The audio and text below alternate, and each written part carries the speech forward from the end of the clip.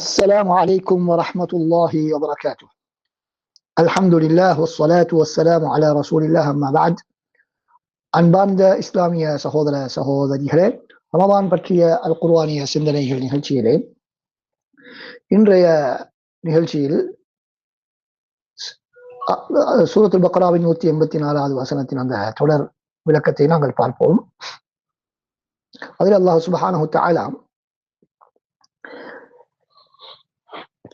நோன்பினுடைய சட்டங்களை சொல்லிக் கொண்டு வந்து நோன்பு கடமையாக்கப்பட்டது சில நாட்களுக்கு என்று சொல்லிவிட்டு இடையிலே சலுகை கொடுக்கப்பட்டவர்கள் யார்?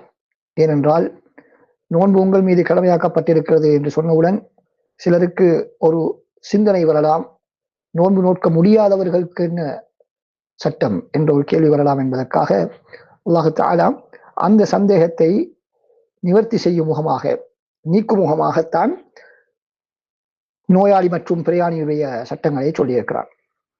அதனைத் தொடர்ந்து நாங்கள் பார்த்தோம், அல்லாஹ் தஆலா அந்த நோன்பு நோட்பதற்கு சக்தி இருப்பவர்களும் நோன்பு நோக்க சக்தி அற்றவர்கள் அல்லது அவர்களுக்கு சிரமமானவர்கள் தான் அந்த நோயாளிகள், பிரயாணிகள்.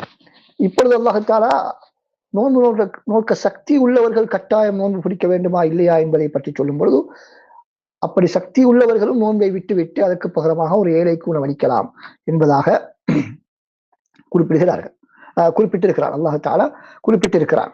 அப்ப அது என்ன விளக்கம்? அதற்குரிய விளக்கம் என்ன என்று கேட்டால், அது தற்பொழுது நடைமுறையில் இல்லாத ஒரு விடயம். தற்பொழுது நடைமுறையில் இல்லாத ஒரு விடயம், ஏற்கனவே சட்டமாக இருந்த ஒரு பழைய விடயத்தை தான் அல்லாஹ் தஆலா இங்கு ஆரம்ப கட்டத்தை தான் குறிப்பிடுகிறான் என்பதை நாங்கள் பார்த்தோம்.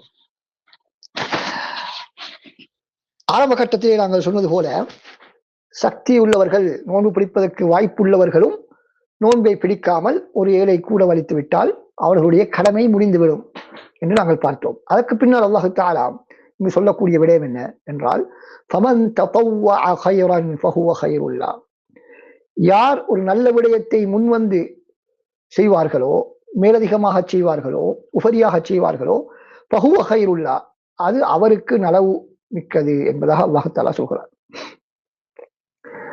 அப்படி என்றால் இந்த வசன தொடரிலே இதற்கான கருத்து என்ன? அல்லாஹ் தஆலா ஒரு ஏழைக்கு உணவளியுங்கள், நோன்பு பிடிக்க சக்தி உள்ளவர்கள் நோன்பு பிடிக்காவிட்டால் அவர்கள் ஒரு ஏழைக்கு உணவளித்து அதற்கான பரிகாரத்தை செய்து கொள்ளுங்கள் என்று சொல்லிவிட்டு, இவ்வாறு சொல்வதனுடைய கருத்து என்ன என்று அறிஞர்கள் தெளிவுபடுத்தும் போது சொல்கிறார்கள், ஒரு ஏழைக்கு உணவளிப்பதற்கு பதிலாக மேலதிகமாக பல ஏழைகளுக்கு யாராவது உணவளித்தால் அதுவும் சிறந்த ஒரு விடயம். அதே போல ஒரு ஏழைக்கு அளிக்க வேண்டிய உணவிலே சாதாரண அளவை விட, போதுமான அளவை விட மேலதிகமாக கொடுத்தால், 1.5 கிலோ, உதாரணமாக 1.5 கிலோ அரிசி கொடுத்தால் போதுமானது. 1.5 கிலோ அரிசி கொடுத்தால் போதுமானது, அதுதான் சட்டம். அல்லது ஒரு நேர உணவை நாங்கள் அவர்களுக்காக கொடுத்து விடுவது, வீட்டுக்கு அழைத்து சாப்பாடு போடலாம் அல்லது வாங்கி கொடுக்கலாம். எப்படியோ ஒரு முறையில் அவருடைய உணவு தேவையை, ஒரு நேர உணவு தேவையை, ஒரு ஏழையினுடைய ஒரு நேர உணவு தேவையை நாங்கள் பூர்த்தி செய்ய வேண்டும் என்பதுதான் சட்டம். அதை நாங்கள் சமைத்த உணவாகவும் கொடுக்கலாம், சமைக்காத உணவாகவும் கொடுக்கலாம். சமைக்காத உணவாக கொடுப்பதாக இருந்தால் அந்த ஊரிலே வளமையாக உணவாக கருதப்படக்கூடிய அரிசி, கோதுமை, இது போன்ற பொருட்களை அந்தந்த நாட்டுக்கேற்ப அது சட்டம் வித்தியாசப்படும். ஒவ்வொரு நாட்டிலும் உணவு பழக்க வழக்கங்கள் வித்தியாசமானவை. சில நாடுகளிலே இந்த அரிசி என்பது அவருக்கு உணவே கிடையாது. அப்ப அந்த இடங்களிலே அரிசியை கொடுத்து செய்வதால், எங்களுடைய நாடுகளில் சரியான முறை அரிசியை கொடுப்பது. அரபு நாடுகளிலே பைத்தம்பழங்கள் பயன்படுத்தப்படுகின்றன. இப்படி பல நாடுகளுக்கு ஏற்ப வித்தியாசப்படும். எனவே அவற்றிலே ஒரு நேர உணவை நாங்கள் பூர்த்தி செய்வது எங்களுடைய பொறுப்பு. அதுக்கு மேலதிகமாக ஒருவருடைய பல நேர ஒரு நாளைக்குரிய உணவை நாங்கள் பொறுப்பெடுத்தால், உதாரணமாக, அல்லது ஒருவருக்கு பதிலாக ஒரு குடும்பத்துக்கு நாங்கள் உணவளித்தால் ஒரு நோன்புக்கு பகரமாக, அதுவும் நல்ல விடயம் என்பதை இந்த இடத்திலே அல்லாஹ் சுப்ஹானஹு வ தஆலா எங்களுக்கு சொல்கிறார். அப்ப ரசூல் ஸல்லல்லாஹு அலைஹி வஸல்லம் அவர்களிடத்திலேயும் சில சஹாபாக்கள் பெரிய கொழுத்த ஒட்டகங்களை ஜகாத் கொடுப்பதற்காக கொண்டு வருவார்கள். அப்போது ரசூலுல்லாஹ் என்ன செய்வார்கள்? நீங்கள் இவ்வளவு பெருமதியான ஒட்டகத்தை கொடுக்க வேண்டிய அவசியம் இல்லை, அதைவிட கடமையான அளவு இவ்வளவுதான் உங்களுக்கு, ஆனால் அதை விட பெரிய ஒன்றை நீங்கள் கொடுக்கிறீர்கள், ஆனால் அது உங்கள் மீது கடமையானது இவ்வளவுதான், ஆனால் அதை விட அதிகமாக கொடுத்தால் அது உங்களுக்கு நன்மைதான், உங்களுக்கு நன்மை என்பதாக ரசூலுல்லாஹி ஸல்லல்லாஹு அலைஹி வஸல்லம் அவர்கள் சொல்லியிருப்பதை நாங்கள் பார்க்கிறோம் ஜக்காத்துடைய விடயத்தில். எனவே இதிலிருந்து நாங்கள் பெறக்கூடிய பாடம் என்ன? ஒரு அடியான் எவ்வளவு இபாதத்துகளை அதிகமாக செய்ய முடியுமோ அது நன்மைதான். அது மார்க்கத்தில் உள்ள வழக்க வழிபாடுகளை, அல்லாஹ் ரசூல் காட்டிய வழக்க வழிபாடுகளை நாங்கள் அந்த முறைப்படி எவ்வளவு அதிகமாக செய்தாலும் அந்த அளவு எங்களுக்கு அதிகமாக நன்மை கிடைத்துக் கொண்டே இருக்கும். எங்களுக்கு தெரியும் சுப்ஹானல்லாஹி வ பிஹம்திஹி என்று நாங்கள் ஓதினால், மறுமை நாளில் 100 முறை ஓதினால் அவரை விட கூடுதலான நன்மையை எடுத்துக்கொண்டு யாரும் மறுமை நாளிலே வர முடியாது. யாரை தவிர? அந்த 100 முறையை விட அதிகமாக சொன்னவரை தவிர என்பதாக ரசூலுல்லாஹ் சொல்கிறார்கள்.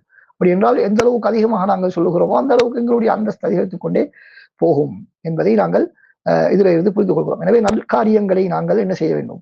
முந்திக் கொண்டு போட்டி போட்டுக்கொண்டு செய்வதற்கு நாங்கள் முன்வர வேண்டும். அல்லாஹ் தஆலா குர்ஆனில் சொல்றான், ஃபஸ்தபிகுல் கைராத், நற்காரியங்களை நீங்கள் போட்டி போட்டுக் கொண்டு செய்யுங்கள் என்பதாக அல்லாஹ் தஆலா சொல்கிறான். எனவே போட்டி போட்டுக்கொண்டு செய்வது என்று சொன்னால் ஒரு விடயத்தை செய்வதற்கு நாங்கள் முன்வர வேண்டும், அதே நேரத்தில் அதனை பரிபூர்ணமாக செய்ய வேண்டும். அதுதான் போட்டி போடுவது. என்ற போட்டியிலே நாங்கள் வெற்றி பெற வேண்டும் என்றால் முதலாவதாக அதை செய்து முடிக்க வேண்டும், அதே நேரத்தில் சரியாகவும் செய்து முடிக்க வேண்டும். முதலாவதாக செய்கிறோம் என்பதற்காக வேண்டி முந்திக் கொண்டு செய்கிறோம் என்பதற்காக தவறாக செய்தால் அல்லது ஒழுங்கீனமாக செய்தால் அதிலே வெற்றி பெற முடியாது. எனவே போட்டி போடுவது என்பது அவசரமாக முந்திக் கொண்டும் செய்ய வேண்டும், நல்ல முறையிலும் செய்ய வேண்டும். வாய்ப்புக்கு கிடைக்கக்கூடிய சந்தர்ப்பங்களை எல்லாம் நாங்கள் வீணாக்கிவிடக் கூடாது. அதிலே முக்கியமான ஒரு சந்தர்ப்பம் தான் நாம் தற்போது இருக்கக்கூடிய இந்த ஷாபானுடைய மாதம். ரமலானுக்கு முன்னால் தயாராகுவதற்கு தரப்பட்ட மாதம். அதிகமாக நோன்புகளை நாங்கள் சுன்னத்தான நோன்புகளை நோக்க வேண்டும். அதே நேரத்தில் அதிகமாக குர்ஆன் ஓதுவதை நாங்கள் கவனம் செலுத்த வேண்டும். மார்க்க விடயங்களை கற்றுக்கொள்வதிலே ரமலானை பற்றி கற்றுக்கொண்டு நோன்பை பற்றிய சட்டங்களை கற்றுக்கொள்வது, இது போன்ற விடயங்களில் நாங்கள் அதிகமாக நேரங்களை செலவழிப்பதற்கான ஒரு பெரிய ஒரு வாய்ப்பு. ரமலானில் நோன்பு பிடிப்பது கடமை, ஆனால் ஷாபானிலும் பிடிப்பது இந்த வசனத்திலே உள்ளடங்கக்கூடியது. ஃபமன் தபவ்வஅ கைரன் ஃபஹுவ கைருல் லஹு, நற்காரியங்களை யார் உபரியாக மேலதிகமாக செய்வார்களோ அதுவும் அவர்களுக்கு நன்மையை தரும் என்பதுதான் அந்த வசனத்துடைய கருத்து. எனவே அந்த வசனத்தினுடைய கருத்தின்படி நாங்கள் ரமதான் வரைக்கும் பார்த்துக் கொண்டிருக்காமல் தற்பொழுதிலிருந்தே அதிகமான நோன்புகளை நோட்பதோடு குர்ஆனை தொடர்புகளையும் நாங்கள் ஏற்படுத்திக் கொள்வோம். அஸ்ஸலாமு அலைக்கும் வரஹ்மத்துல்லாஹி வபரகாத்துஹு.